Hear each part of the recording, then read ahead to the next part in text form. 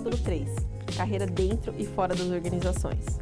Então a gente vai falar um pouquinho sobre a carreira dentro da organização, os elementos da carreira dentro da organização e algumas possibilidades também de carreira fora da organização, porque a gente já viu no conceito de carreira que não necessariamente ela é desenvolvida só dentro de organizações, né?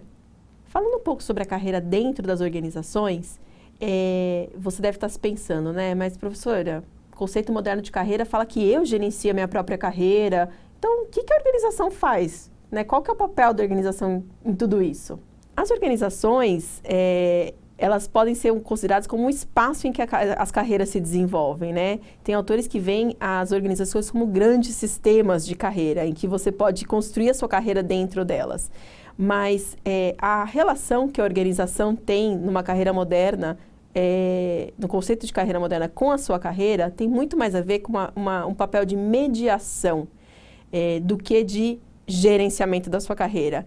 Então, a organização é um espaço em que você tem oportunidades de crescimento, de aprendizado, de contato com pessoas, de chances de executar o seu trabalho, projetos. Então, como esse espaço e que te oferece certos insumos e você navega dentro dessas possibilidades dentro da organização. E o papel de mediação é muito desempenhado através da figura do gestor, em que eu falo para esse gestor o que eu gostaria de ter na minha carreira, as minhas expectativas, o que eu valorizo na minha carreira, o que eu quero para a minha carreira, e ele também traz o que a organização espera de mim. Então, o que a organização espera da minha força de trabalho, das minhas entregas, dos meus resultados. E a gente tem que encontrar continuamente algum tipo de conexão entre esses elementos. O que é importante para mim tem que ser o que é importante para a organização. Ou, ao realizar o meu propósito de carreira, eu também realizo os objetivos da organização e me ter ali. É um sistema realmente de troca contínua e que tem que ser sempre recombinada. E aí a gente traz um conceito importante também em carreira, que é o contrato psicológico, que eu já mencionei para vocês em alguma dessas aulas, mas vou reforçar aqui o que é isso. Antigamente, a gente tinha um contrato muito claro na organização, né? Ela, na carreira tradicional, tinha o salário, em tanto tempo eu seria promovido, estabilidade, as coisas eram muito práticas e até mais assim formais, combinadas. Hoje em dia, as relações são muito mais transacionais, elas são muito mais com um prazo mais curto, em cada etapa eu vou entendendo o que é necessário, as organizações se transformam, quantos gestores você já teve ao longo da sua vida, quantas empresas você já trabalhou, então nem dá para eu fazer um compromisso de muito longo prazo, porque essas variáveis estão se movimentando a todo momento. E aí, continuamente, eu refaço o meu contrato com a organização, que a gente está chamando aqui de contrato psicológico. O contrato psicológico consiste em crenças individuais modeladas pela organização relativa aos termos de troca entre o indivíduo e a sua organização. Ele possibilita a indivíduos e organizações serem mais produtivos, já que torna os comportamentos previsíveis e permitem a coordenação de esforços e planejamento. Alguns fatores-chave são o entendimento e aceite de livre vontade dos termos do contrato e a percepção de mutualidade. Então, o contrato psicológico traz esse elemento do combinar continuamente. Todo momento eu tenho uma expectativa do que a organização vai me entregar e a organização tem uma expectativa do que eu vou entregar para ela. Em cada momento é importante que essas expectativas sejam combinadas e a gente construa contratos psicológicos. Toda vez que você sente que a sua expectativa está desviando, é voltar e conversar, aquela famosa conversa com o chefe, conversa com os colegas ou com as pessoas que têm o poder de ajudar você dentro da organização. Como que eu alinho a expectativa? Será que a gente está pensando a mesma coisa? A gente está caminhando na mesma direção? Essas conversas, elas têm que ser contínuas e frequentes, né? Cada momento a gente está recombinando, porque afinal de contas, imagina se um contrato psicológico não é mais subjetivo do que um contrato formal.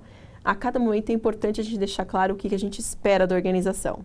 E o líder é o nosso grande ponto central que representa a organização para a gente. Então, por isso, geralmente, essas conversas de carreira e de expectativas são feitas com os nossos líderes. E eles também trazem para a gente o que a organização espera da gente, em termos de competências, projetos, resultados, metas. E a cada momento a gente vai combinando isso. Tem autores que trazem o conceito de carreira como uma contínua renegociação de contratos psicológicos ao longo do tempo que você passa dentro de uma empresa. Que é basicamente isso, né? Você vai entregando alguma coisa, recebendo outra coisa, ajusta a expectativa, muda a sua identidade, entrega alguma coisa, a organização normalmente entrega alguma coisa ou não entrega, e você revê, recombina. Então, esse é o processo de carreira dentro da organização. Agora, pensando na perspectiva da organização, como a organização vê a carreira? E é muito natural também que as pessoas tenham essa expectativa de gestão de carreira pela organização. Qual que é o primeiro símbolo quando você pensa em carreira dentro de uma organização? Geralmente, a imagem que vem é de um grande organograma. Então, a gente pensa na carreira dentro da organização como esse organograma em que você tem claramente os níveis de senioridade, os movimentos, e você vai crescendo dentro dessas caixinhas, desses cargos, e você pode se movimentar também lateralmente de uma área para outra, de uma função para outra. E aí também vem o conceito de trajetória de carreira, de plano de carreira, que também é um pedido muito frequente. De você falar em quanto tempo você vai ocupar cada uma dessas caixinhas dentro da organização. Ou se eu estou nessa caixinha, como eu faço para ir para outra? E criar essas flechinhas que constroem um mapa de possibilidades para você dentro da organização. Esse é o mapa de carreira, ou as trajetórias de carreira. Então, essa imagem reflete bem um plano de carreira tradicional, né, que a gente espera, que as pessoas sonham em receber dentro da organização. Você começa como estagiário, fica 2 anos, depois você é promovido a analista júnior, fica mais 2 anos.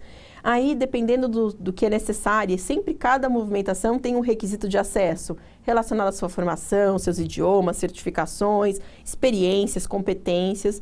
E você vai adquirindo esses requisitos, essas experiências e competências e vai se movimentando na carreira em um certo tempo previsto. E aí, finalmente, tem a carreira, né, linear, né? Então, analista de marketing júnior, analista de marketing pleno, analista de marketing sênior, coordenador de marketing, gerente de marketing, por aí vai. Então, isso é o que, quando vários alunos falam, professor, eu queria um plano de carreira. As pessoas na empresa me falavam, quando era RH, qual é o meu plano de carreira? Aí eu vou te dar uma notícia. Não tem jeito, isso não existe mais, não rola. Explode essa ideia na sua cabeça, não vai ser assim mais. Não dá para ser assim. Imagina se você fosse o RH, vou te colocar aqui na minha cadeira. Primeiro, quantas vezes o organograma da sua empresa muda? Muitas vezes, né? Você acha que a gente consegue construir um organograma e construir essas flechinhas todas se o próprio organograma muda o tempo todo? Como é possível dizer que você pode de uma função A e só ir para uma função B? Você acha que isso te abre possibilidades ou te fecha possibilidades? Então, essa expectativa de que alguém vai te dar um caminho claro de carreira, com tempos e tudo assim, claríssimo, pode tirar isso da sua ideia. Você vai ter que construir o seu próprio plano de carreira e você vai ter que fazer um trabalho de investigação, de entender qual é o requisito de acesso, o que você precisa, quais são as competências e quais são as experiências. Vai fazer parte do seu trabalho de gerenciar a sua carreira, entender, mapear, conversar com pessoas, estudar para entender o que você precisa para uma próxima posição. E também entender que outra posição você quer. E não necessariamente, se você é um analista de marketing júnior, você precisa se tornar um analista de marketing pleno. Você pode resolver ir para finanças, você pode resolver mudar de empresa, mudar de setor, empreender. Então, os seus caminhos, eles não podem ser regidos por essas flechinhas nem dentro da organização necessariamente. Lembra da Carreira Sem Fronteiras? A flechinha só cabe no organograma da sua área ou da sua organização? Não, as flechinhas são ilimitadas para muitas possibilidades no mundo. Então, construir um plano com flechinhas não cabe muito nessa ideia de sem fronteiras, né? É claro que você vai falar, mas professora, na minha empresa tem plano de carreira. Tem organizações que têm estruturas mais estáveis, que é possível ainda assim você trabalhar com planos de carreira, né? Funções, atividades mais regulamentadas, em que tem uma alta necessidade de competências técnicas e que realmente demandam uma formação contínua. Você consegue ter as carreiras mais delimitadas, com requisitos de acesso mais formais. Então, tem sim setores e empresas que conseguem ter esse tipo de instrumento, mas isso está ficando cada vez mais raro, né? Até as carreiras públicas, né, de concurso, hoje em dia também são mais raras nesse tipo de movimento. Você tem muito mais tem múltiplas configurações de funcionário público do que antes, que era um modelo um pouco mais tradicional. Então, eu vou te convidar para você rever a sua ideia de plano de carreira. Que tal chamar de orientação de carreira? De você pensar nos elementos subjetivos que você quer ver na sua carreira e o que você quer fazer, que tipo de trabalho, que tipo de pessoas, que tipo de empresa, que tipo de atividade você quer desempenhar, colocar isso como orientação e começar a explorar as possibilidades à sua volta para construir isso. Muito mais fácil do que você esperar a escadinha da sua organização de um organograma que muda todo mês, né? Para a gente fechar essa aula, espero que tenha ficado claro que essa ideia de plano de carreira é melhor não esperar. Se você tem sorte de estar numa organização que tem essa estrutura ou nessa carreira mais linear, também, se a âncora for estabilidade, melhor ainda, você consegue ter essa progressão bem clara. E eu também já ouvi reclamação de algumas pessoas falando, mas eu preciso esperar 3 anos para ser promovido. Pois é o ônus de ter tudo redondinho. Então, vantagens e desvantagens dos dois modelos. De qualquer forma, tem uma lição importante nessa aula. É super importante alinhar expectativas com a sua organização.